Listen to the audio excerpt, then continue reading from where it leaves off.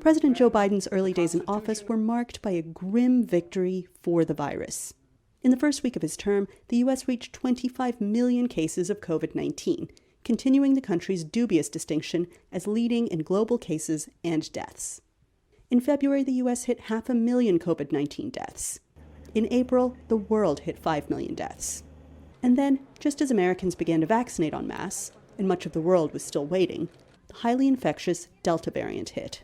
Biden has had to balance his responsibility to his citizenry with what he says is a moral obligation of the world's wealthiest nation to the rest of the planet.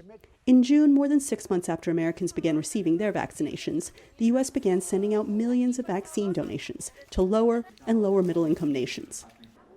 By September, Biden described the U.S. as the world's arsenal of vaccines, with pledges of more than 1 billion donated doses. And the United States is leading the world on vaccination donations. We need, as we're doing that, we need other high-income countries to deliver on their own ambitious vaccine donations and pledges. That's why today we're launching the EU-U.S. Vaccine Partnership to work more closely together and with our partners in expanding global vaccinations. Critics say the world's richest nation can afford to do more. Some question why wealthy nations stockpiled millions of extra vaccine doses and why their citizens are getting booster shots when many around the world have yet to receive a first dose. What they have done very well is they have committed more vaccines to countries that need them. They have committed more funding to institutions to help deliver those vaccines and for the PPE and other responses that are needed. They have supported sharing intellectual property. They have supported increased manufacturing in developing countries. They have used their leadership by example to good effect. And so I'm very proud of what this country has done and is heads and shoulders above the rest. But to be clear, it is not enough. Overall, Professor of Medicine Dr. Tyson Bell says Biden gets a good grade for his efforts.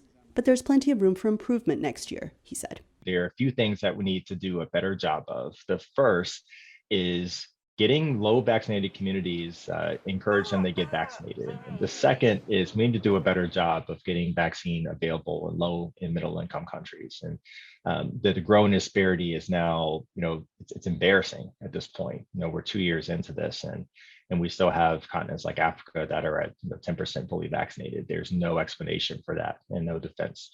And then the third, really is laying the groundwork for our future response.